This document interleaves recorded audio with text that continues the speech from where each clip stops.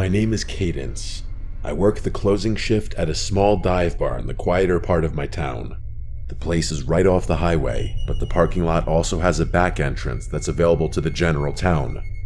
It's nothing fancy, just a dimly lit spot where the regulars know each other by name, and the jukebox has been playing the same rotation of classic rock for years.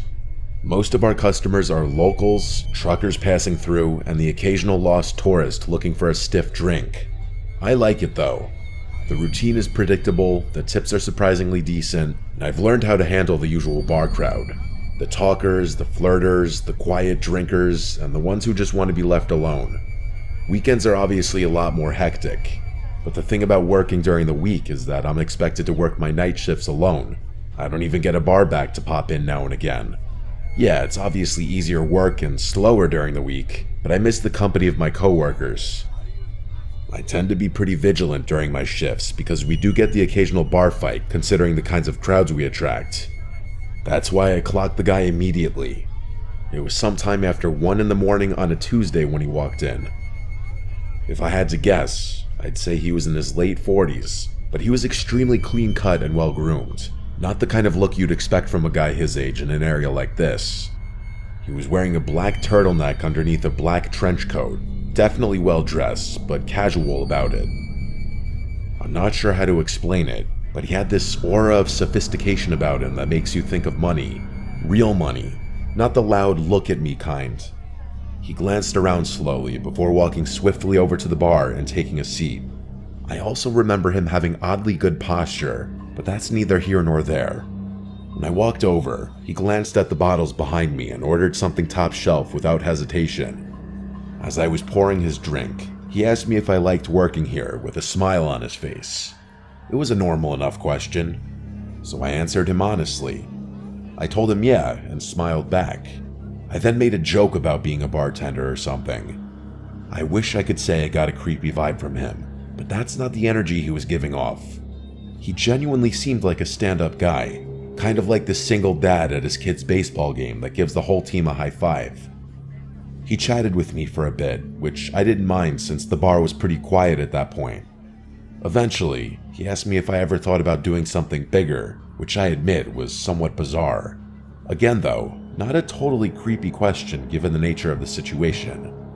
I gave him my standard bartender smile and told him I was happy for now. He nodded and sipped his drink, seemingly disappointed at my answer for reasons I didn't understand. After a long pause, he asked me what time I got off out of nowhere. That question surprised me. I hadn't picked up any kind of flirting from him whatsoever, so I was a little disappointed to discover that our conversation had just been another one of those empty attempts at getting my number. I smiled and gave him a vague answer, trying to brush him off in a friendly way without seeming uptight. Before he could answer, I busied myself and began wiping down the counter, but he didn't press. He just smiled like he already knew, then drained his drink and pulled out a crisp $100 bill, laying it gently on the bar like it was nothing. Then, without another word, he walked out into the night. I didn't really know what to make of the encounter. I know it sounds like nothing, but his demeanor was just so far off my radar that I was intrigued. Either way, I figured I was never going to see him again and got on with my life. As it would turn out though, I was wrong. About a week later, he came back. Only this time, he wasn't alone. There was a woman with him. She drew my attention since I hadn't seen her before. She looked like she was in her mid-30s and was dressed in a way that didn't quite match her age. Trendy, but off, like someone trying a little too hard to blend in with a younger crowd. I watched her closely as the two of them approached the bar. Everything about her seemed calculated, from the way she smiled too easily to the way she leaned against the bar like we were already friends. As I was setting down napkins in front of them, the very first thing she said to me wasn't a hello or a drink order, but a compliment. She put on this overly joyful smile and said, "You're so pretty." Her fingers brushed against my arm as she said it, lingering just a second longer than normal. I laughed and thanked her, but I could instantly tell that something was off about this woman. The man didn't speak, which I thought was also a little strange given that he had been so talkative last time. They ordered drinks and poured them, and that's when questions came flooding in. The woman asked me how long I'd been working here, along with how old I was and a bunch of other small talk questions like that. I answered in short, polite sentences, but I got the sense that this wasn't small talk. She was studying me. At one point, she looked over at the man, and it seemed like they were communicating despite not speaking. She looked back at me and told me that she ran an exclusive event club. She leaned in a bit as she said it, lowering her voice as if to prevent her being overheard by another patron. She told me that she's always looking for young, fun people for private parties, and that I'd make a killing, 10 grand for a weekend.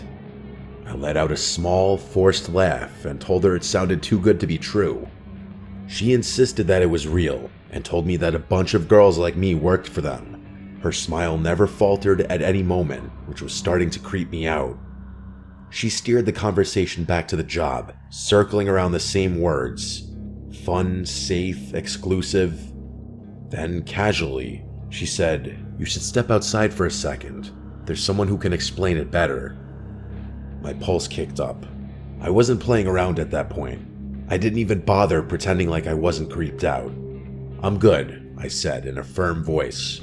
No smile on my face this time. Just then, a group of customers walked in, laughing and talking loudly. The woman's expression changed in an instant, her friendly mask slipping just slightly before she turned to the man beside her. Without another word, they left. I'd be lying if I said I wasn't unsettled after that. Those random people had just propositioned me for God knows what. I told my coworkers and my boss about the situation, and we all agreed to keep an eye out should those people return. My boss assured me that he was always a 15-minute drive away should I need him, and the bar's security cameras were typically enough to deter any misbehavior. There wasn't really much I could do beyond that. It's not like those people had done anything illegal. I tried to push it out of my head, but a few nights later, after closing, I saw the car. It was parked across the street, engine off, just sitting there. I tried to tell myself it was nothing, but the feeling of being watched crawled over my skin like static. As I walked to my car, I kept my head down, my keys clutched tight in my hand. When I pulled out of the lot, I checked my mirrors. The car followed. It stayed back just enough to avoid suspicion, but every turn I made, it was still there. I took a random turn onto a side street, and it followed. Another, still there. I started freaking out internally. I knew it was them. I forced myself to stay calm, to think. Then, without hesitating, I navigated and pulled into the parking lot of a police station, gripping the wheel so tightly my knuckles practically turned white. The second I pulled in, the car sped off. Nothing happened after that for a while, but I knew it wasn't over. It turned out I was right. It was a slow weekday shift, barely anyone coming in. By midnight, I was wiping down the counter, half thinking about closing early, when the door creaked open. It was the woman. I immediately sent my boss a text as inconspicuously as I possibly could. I looked back up, and the woman was staring at me with that same artificial smile. She walked slowly to the bar and sat down with her hands folded neatly. I was debating just telling her to leave when she said, "Thought I'd come check on you." My stomach started twisting, but I did my best to hide it. I told her we were about to close and that she had to leave, but she made this pouty face and asked for just one old-fashioned. I thought about denying her, but I figured pouring the drink would stall her long enough for my boss to arrive. So I turned around and got started, trying to keep my cool. And then I heard it. The soft, unmistakable click of the front door shutting. I whipped around. The woman was gone. I felt this awful pit in my stomach as I stepped toward the entrance. Through the glass, I saw it. A black van idling just outside. Without thinking, I locked the door as quickly as I could. But then, metal rattling from the back door. Someone was trying to get in. I didn't think. I grabbed the heaviest thing I could, a metal shaker, and clutched it like a weapon as I dialed 911 with my other hand. There was no way the police would get there in time, so I thought about making a run for it out the front door, but I didn't for whatever reason. I was bracing myself for a fight when I saw headlights pulling into the lot. It was my boss. The sounds on the back door suddenly stopped, and a few seconds later, the van pulled out of the lot with a screech. I embraced my boss and told him what had happened, and he said he had gotten the license plate of the van as it was leaving. When the cops arrived, my boss reviewed the security footage with them. It was worse than I had imagined. Just before the woman left, the cameras had captured 2 masked figures crouching near the front door, waiting. There was another person in the back who was banging on the door with his fist, clearly trying to flush me out to the front. It was downright horrifying. To make matters worse, the plate number my boss had caught turned out to be unregistered. It's been quite a while since this incident, but no progress has been made. The only good news to come out of the whole thing is that my boss doesn't make me work alone anymore. Despite that, I'm still extremely uneasy anytime I'm scheduled for a night shift. I still question how they knew I'd be working alone. It doesn't make any sense. Even now, I often think about what would have happened had I given in to fear and run out the front door.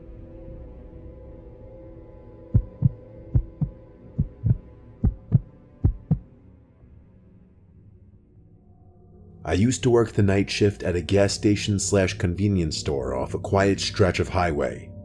I say used to because after what happened to me a few months ago, I won't work a night shift again. It's a small station, the kind that barely gets any business once it gets late.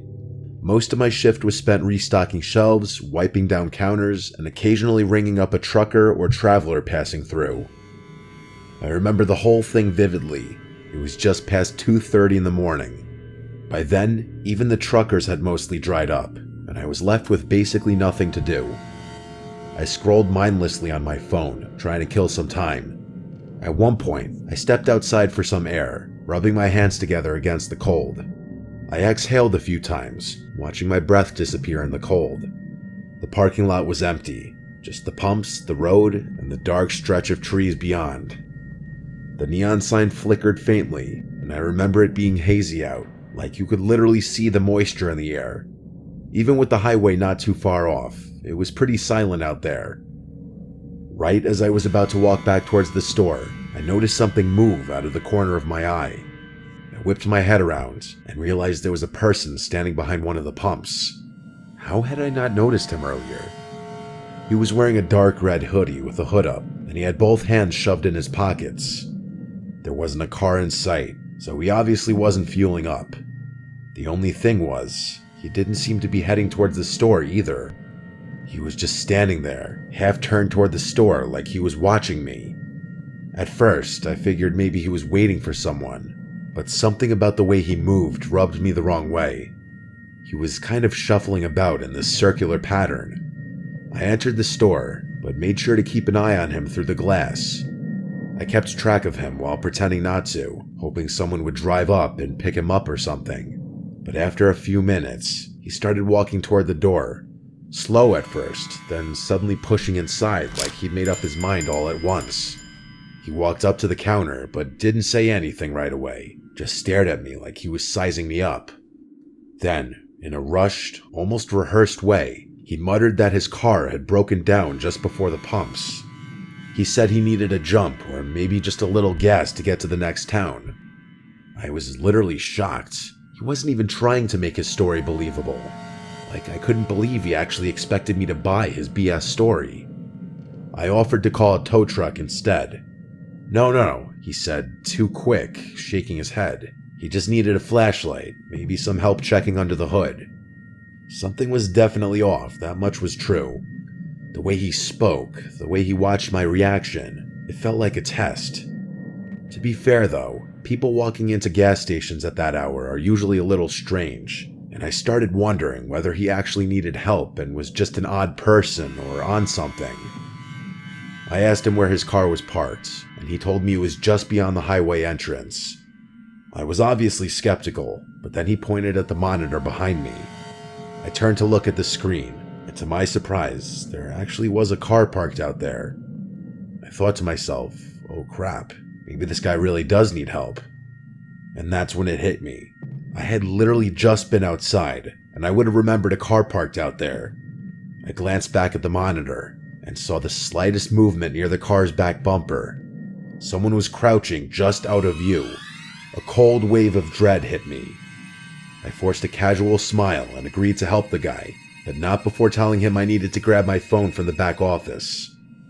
I turned slowly, not wanting to spook him, but the second I was out of his direct sight, I slammed my hand onto the emergency panic button under the counter. The alarm went off instantly, screeching through the store. I expected him to attack me, but what he did instead was even more unsettling. His nervous energy disappeared. No more fake urgency, no more shifting from foot to foot. He actually relaxed. His whole body language shifted, and then he smiled. Not a panic smile, not an embarrassed one either. A slow, knowing grin, like he had all the time in the world, like this was amusing to him. I was in shock. I didn't even have time to get physical with him. In one fluid motion, he turned and bolted. I ran to the monitors just in time to see both of them take off. Not toward the car, but into the woods behind the station. The car just sat there, engine off, headlights off. No one inside. By the time the police arrived, it was exactly as I saw it. The car was still there, but the men were gone.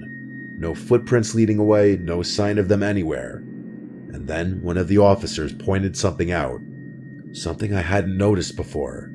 The front passenger door was open. There had been a third person inside the whole time. The police took my statement down, I turned over the surveillance footage, and that was that. A few days later, they followed up with me. They had the car towed and ran the plates. Turned out, it had been reported stolen nearly a week earlier, over 100 miles away. No one had come forward to claim it, no reports of missing persons, no other crimes linked to it, just an abandoned vehicle in the middle of nowhere with no explanation. That was months ago and still nothing. I don't know why convenience stores are such popular targets, but I can say for sure that I will never work another night shift again.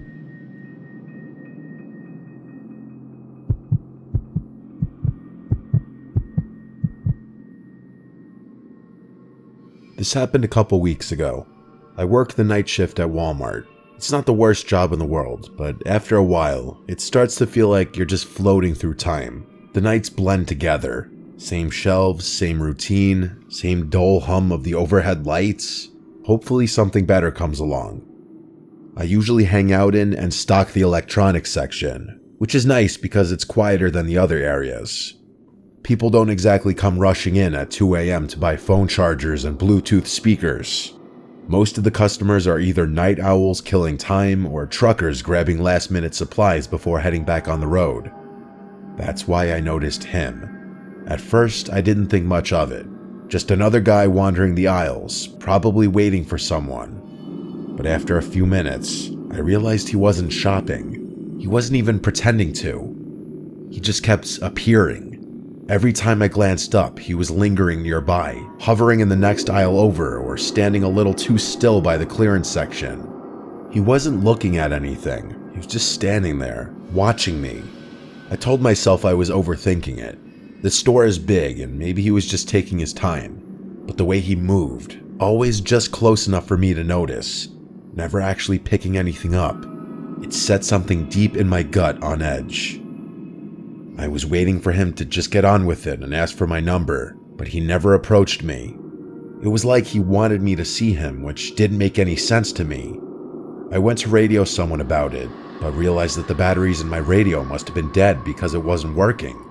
Eventually, I started debating whether I should go find a manager when I felt a hand wrap around my arm. I nearly jumped out of my skin, but before I could react, a woman's voice rang out loud. Friendly, overly familiar. She exclaimed, "There you are," before going on a little spiel about how she had been looking all over for me. I turned, completely thrown off, and saw a woman I had never seen before in my life. She was smiling, her grip firm on my arm, like we were old friends reuniting.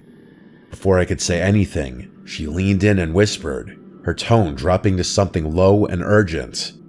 "That guy's been recording you. Follow me." My stomach dropped. I turned my head slightly, just enough to glance back. The man was still there, only now he wasn't even pretending to browse. He was staring right at me. A cold wave of fear crept over me. I let her pull me. I didn't even question it. The way she grabbed my arm, the way she spoke so loud and casually, like we were two old friends reuniting, I clung to it. I was beyond grateful that someone had realized what was going on and put herself in an uncomfortable position just to help me. She kept up the act as we walked, rambling about something, maybe a trip she had taken, maybe an inside joke we supposedly shared. I barely processed the words. My thoughts were stuck on him. Had he really been recording me? That was creepy as hell. I wanted to know if he was still following us, but I couldn't muster the courage to turn around just yet. The woman steered me through the aisles, moving fast. I barely noticed where we were going, only that we were going, that the distance between me and that man was growing. In all honesty, I was kind of expecting her to quit the pretending to know me at some point, but she kept it up. At one point, it was getting a little uncomfortable, so I glanced behind me, and to my relief, that man was no longer following. The woman kept pulling me forward, though. I told her that we were good now and that we should probably go find my manager, but she just squeezed my arm tighter, telling me that he was lurking somewhere. I thought to myself, so what? What's he gonna do in a store full of employees? I was obviously worried at first because no one was around, but now that I wasn't alone, I started realizing that there wasn't much of a point in being scared anymore. I told her this, but she continued moving. I told her I was serious and planted my feet, twisting my arm slightly to loosen her grip. "You can let go now," I said, but she didn't. She smiled at me, but something in it was off. "Come on, just a little further," she said, basically tugging me at that point. I glanced around. The store was basically dead. We had moved past the registers, past the self-checkout, past the aisles that saw the most foot traffic. The warehouse section loomed ahead, dimly lit and nearly empty. Beyond that was the side exit, the one without cameras, the one employees used for loading shipments. That's when it dawned on me. She was leading me straight to the exit. I didn't think. I screamed for help as I yanked my arm free of her grasp with all my might. She lost her grip just enough for me to pull free. I didn't waste another second. I turned and ran toward the front of the store. As I fled, she yelled out something behind me. She yelled for me to come back, followed by my name, which I hadn't given her. I kept running until I saw one of my coworkers who was running toward me, most likely reacting to my screaming. I told him to call security, which he promptly did. That woman was long gone, though. By the time I told my story to the security guards, that woman and that man were nowhere in sight. They reviewed the security footage, and just as I suspected, the woman and man walked into the store together. She had been with him the entire time. The man's face was clear as day in one of the frames, but hers was always turned away. I had a feeling she was the mastermind behind the whole thing, so I was infuriated that the cameras hadn't picked her face up. Every second of it had been planned. The police got involved, and the whole thing went down as a failed abduction attempt. I'm still waiting for a resolution about it. That man should definitely be easy to track down, given his face was caught on camera. I have no idea how that woman knew my name. That's what terrifies me the most. Those people hadn't just picked me at random. I was a direct target.